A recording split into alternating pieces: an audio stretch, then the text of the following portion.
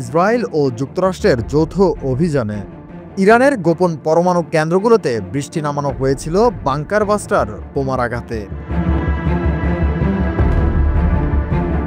Fordow, Natanz ও ইস্পাহানে মাটির নিচে লুকোনো স্থাপনাগুলোতে আঘাত হানে সেই আক্রমণ। ওয়াশিংটন ও তেল আবিব তখন ঘোষণা দিয়েছিল ইরানের পরমাণু কর্মসূচি চিরতরে শেষ। প্রেসিডেন্ট ট্রাম্প আত্মবিশ্বাসের সঙ্গে বলেছিলেন ইরান আর কখনোই পারমাণবিক অস্ত্র তৈরি করতে পারবে না।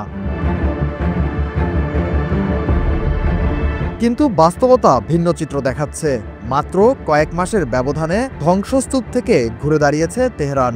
ক্ষতিগ্রস্ত স্থাপনাগুলো মেরামত শেষ করে আবারও গোপনে কাজ শুরু করেছে ইরানের পারমাণবিক প্রকৌশলীরা।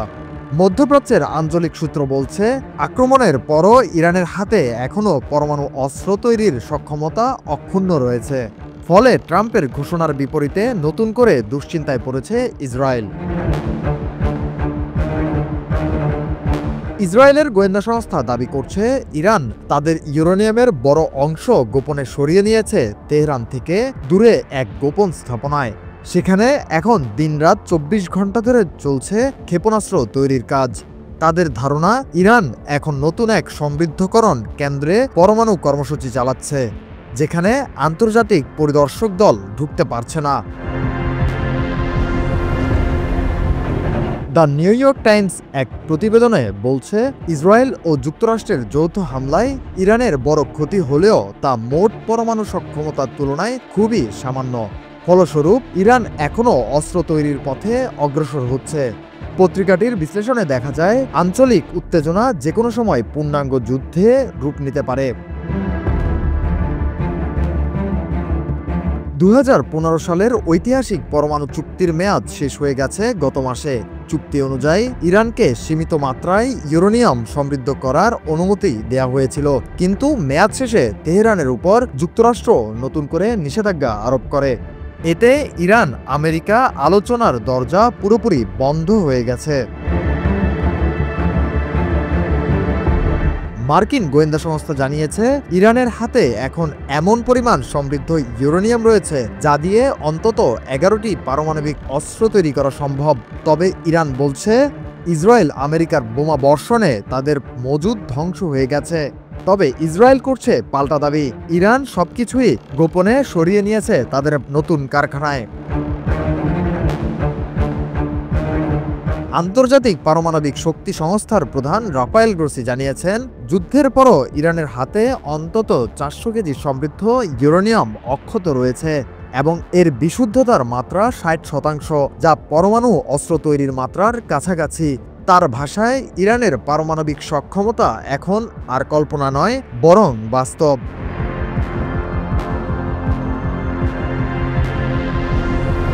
বিশ্লেষকরা সতর্ক করছেন, এবার যদি যুদ্ধ বাধে তবে সেটি হবে ভয়াবহ।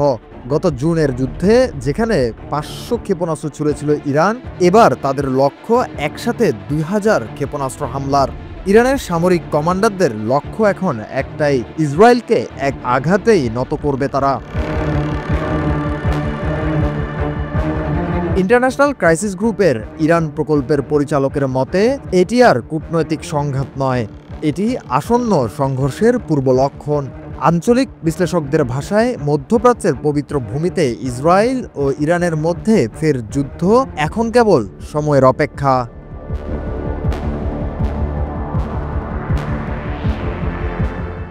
ইসরায়েল ও যুক্তরাষ্ট্রের যৌথ অভিযানে ইরানের গোপন পরমাণু কেন্দ্রগুলোতে বৃষ্টি নামানো হয়েছিল বাংকার বাস্টার বোমার আঘাতে।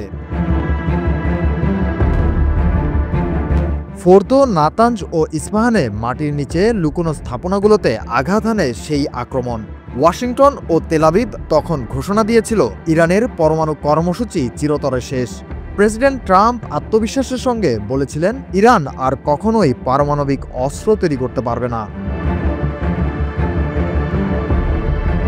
কিন্তু বাস্তবতা ভিন্ন চিত্র দেখাচ্ছে। মাত্র কয়েক মাসের ব্যবধানে ধ্বংসস্তূপ থেকে ঘুরে দাঁড়িয়েছে তেহরান। ক্ষতিগ্রস্ত স্থাপনাগুলো মেরামত শেষ করে আবারও গোপনে কাজ শুরু করেছে ইরানের পারমাণবিক প্রকৌশলীরা। মধ্যপ্রাচ্যের আঞ্চলিক সূত্র বলছে, আক্রমণের পরও ইরানের হাতে এখনও পরমাণু অস্ত্র তৈরির সক্ষমতা অক্ষুণ্ণ রয়েছে। ফলে ট্রাম্পের ঘোষণার বিপরীতে নতুন করে দুশ্চিন্তায় পড়েছে ইসরায়েল। ইসরায়েলের গোয়েন্দা সংস্থা দাবি করছে, ইরান তাদের ইউরেনিয়ামের বড় অংশ গোপনে সরিয়ে নিয়েছে তেহরান থেকে দূরে এক গোপন স্থাপনায়। সেখানে এখন দিনরাত 24 ঘন্টা ধরে চলছে ক্ষেপণাস্ত্র তৈরির কাজ। তাদের ধারণা, ইরান এখন নতুন এক সমৃদ্ধকরণ কেন্দ্রে পরমাণু কর্মসূচি চালাচ্ছে, যেখানে আন্তর্জাতিক পরিদর্শক দল ঢুকতে পারছে না। দ্য নিউ ইয়র্ক টাইমস এক প্রতিবেদনে বলছে, ইসরায়েল ও যুক্তরাষ্ট্রের যৌথ হামলায় ইরানের বড় ক্ষতি হলেও তা মোট পরমাণু সক্ষমতার তুলনায় খুবই সামান্য। ফলস্বরূপ ইরান এখনও অস্ত্র তৈরির পথে অগ্রসর হচ্ছে। পত্রিকাটির বিশ্লেষণে দেখা যায়, আঞ্চলিক উত্তেজনা যে কোনো সময় পূর্ণাঙ্গ যুদ্ধে রূপ নিতে পারে। 2015 সালের ঐতিহাসিক পরমাণু চুক্তির মেয়াদ শেষ হয়ে গেছে গত মাসে। চুক্তি অনুযায়ী ইরানকে সীমিত মাত্রায় ইউরেনিয়াম সমৃদ্ধ করার অনুমতি দেওয়া হয়েছিল, কিন্তু মেয়াদ শেষে তেহরানের উপর যুক্তরাষ্ট্র নতুন করে নিষেধাজ্ঞা আরোপ করে। এতে ইরান আমেরিকা আলোচনার দরজা পুরোপুরি বন্ধ হয়ে গেছে। মার্কিন গোয়েন্দা সংস্থা জানিয়েছে, ইরানের হাতে এখন এমন পরিমাণ সমৃদ্ধ ইউরেনিয়াম রয়েছে যা দিয়ে অন্তত 11টি পারমাণবিক অস্ত্র তৈরি করা সম্ভব। তবে ইরান বলছে, ইসরায়েল আমেরিকার বোমা বর্ষণে তাদের মজুদ ধ্বংস হয়ে গেছে। তবে ইসরায়েল করছে পাল্টা দাবি, ইরান সবকিছুই গোপনে সরিয়ে নিয়েছে তাদের নতুন কারখানায়। আন্তর্জাতিক পারমাণবিক শক্তি সংস্থার প্রধান রাফায়েল গ্রোসি জানিয়েছেন, যুদ্ধের পরও ইরানের হাতে অন্তত 400 কেজি সমৃদ্ধ ইউরেনিয়াম অক্ষত রয়েছে এবং এর বিশুদ্ধতার মাত্রা 60%, যা পরমাণু অস্ত্র তৈরির মাত্রার কাছাকাছি। তার ভাষায়, ইরানের পারমাণবিক সক্ষমতা এখন আর কল্পনা নয়, বরং বাস্তব।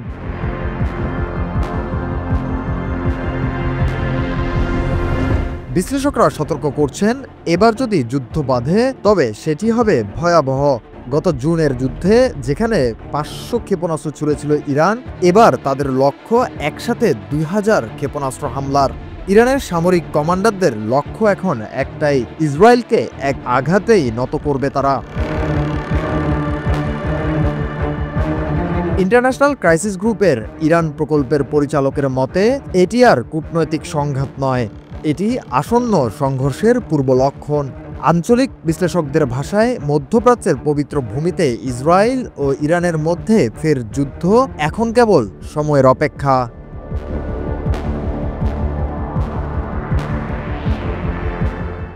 ইসরায়েল ও যুক্তরাষ্ট্রের যৌথ অভিযানে ইরানের গোপন পরমাণু কেন্দ্রগুলোতে বৃষ্টি নামানো হয়েছিল বাংকার বাস্টার বোমার আঘাতে।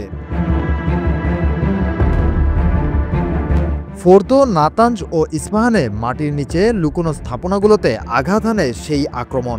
ওয়াশিংটন ও তেল আবিব তখন ঘোষণা দিয়েছিল, ইরানের পরমাণু কর্মসূচি চিরতরে শেষ। প্রেসিডেন্ট ট্রাম্প আত্মবিশ্বাসের সঙ্গে বলেছিলেন, ইরান আর কখনোই পারমাণবিক অস্ত্র তৈরি করতে পারবে না। কিন্তু বাস্তবতা ভিন্ন চিত্র দেখাচ্ছে। মাত্র কয়েক মাসের ব্যবধানে ধ্বংসস্তূপ থেকে ঘুরে দাঁড়িয়েছে তেহরান। ক্ষতিগ্রস্ত স্থাপনাগুলো মেরামত শেষ করে আবারও গোপনে কাজ শুরু করেছে ইরানের পারমাণবিক প্রকৌশলীরা। মধ্যপ্রাচ্যের আঞ্চলিক সূত্র বলছে, আক্রমণের পরও ইরানের হাতে এখনও পরমাণু অস্ত্র তৈরির সক্ষমতা অক্ষুণ্ণ রয়েছে। ফলে ট্রাম্পের ঘোষণার বিপরীতে নতুন করে দুশ্চিন্তায় পড়েছে ইসরায়েল। ইসরায়েলের গোয়েন্দা সংস্থা দাবি করছে, ইরান তাদের ইউরেনিয়ামের বড় অংশ গোপনে সরিয়ে নিয়েছে তেহরান থেকে দূরে এক গোপন স্থাপনায়। সেখানে এখন দিনরাত 24 ঘন্টা ধরে চলছে ক্ষেপণাস্ত্র তৈরির কাজ। তাদের ধারণা, ইরান এখন নতুন এক সমৃদ্ধকরণ কেন্দ্রে পরমাণু কর্মসূচি চালাচ্ছে, যেখানে আন্তর্জাতিক পরিদর্শক দল ঢুকতে পারছে না। দ্য নিউ ইয়র্ক টাইমস এক প্রতিবেদনে বলছে, ইসরায়েল ও যুক্তরাষ্ট্রের যৌথ হামলায় ইরানের বড় ক্ষতি হলেও তা মোট পরমাণু সক্ষমতার তুলনায় খুবই সামান্য। ফলস্বরূপ ইরান এখনও অস্ত্র তৈরির পথে অগ্রসর হচ্ছে। পত্রিকাটির বিশ্লেষণে দেখা যায়, আঞ্চলিক উত্তেজনা যে কোনো সময় পূর্ণাঙ্গ যুদ্ধে রূপ নিতে পারে। 2015 সালের ঐতিহাসিক পরমাণু চুক্তির মেয়াদ শেষ হয়ে গেছে গত মাসে।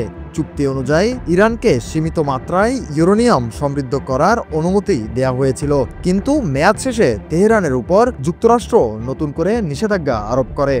এতে ইরান আমেরিকা আলোচনার দরজা পুরোপুরি বন্ধ হয়ে গেছে।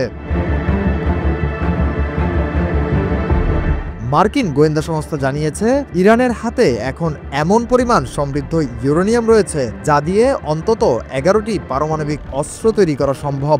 তবে ইরান বলছে, ইসরায়েল আমেরিকার বোমা বর্ষণে তাদের মজুদ ধ্বংস হয়ে গেছে। তবে ইসরায়েল করছে পাল্টা দাবি, ইরান সবকিছুই গোপনে সরিয়ে নিয়েছে তাদের নতুন কারখানায়।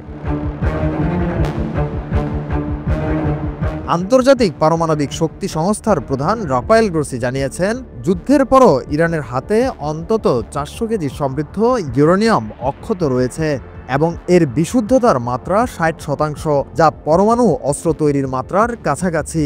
তার ভাষায়, ইরানের পারমাণবিক সক্ষমতা এখন আর কল্পনা নয়, বরং বাস্তব।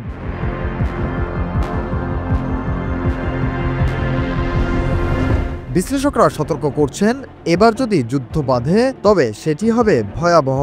গত জুনের যুদ্ধে যেখানে 500 ক্ষেপণাস্ত্র ছুড়েছিল ইরান, এবার তাদের লক্ষ্য একসাথে 2000 ক্ষেপণাস্ত্র হামলার।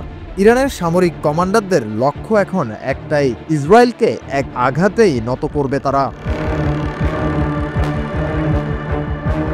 ইন্টারন্যাশনাল ক্রাইসিস গ্রুপের ইরান প্রকল্পের পরিচালকের মতে, এটি আর কূটনৈতিক সংঘাত নয়, এটি আসন্ন সংঘর্ষের পূর্ব লক্ষণ। আঞ্চলিক বিশ্লেষকদের ভাষায়, মধ্যপ্রাচ্যের পবিত্র ভূমিতে ইসরায়েল ও ইরানের মধ্যে ফের যুদ্ধ এখন কেবল সময়ের অপেক্ষা।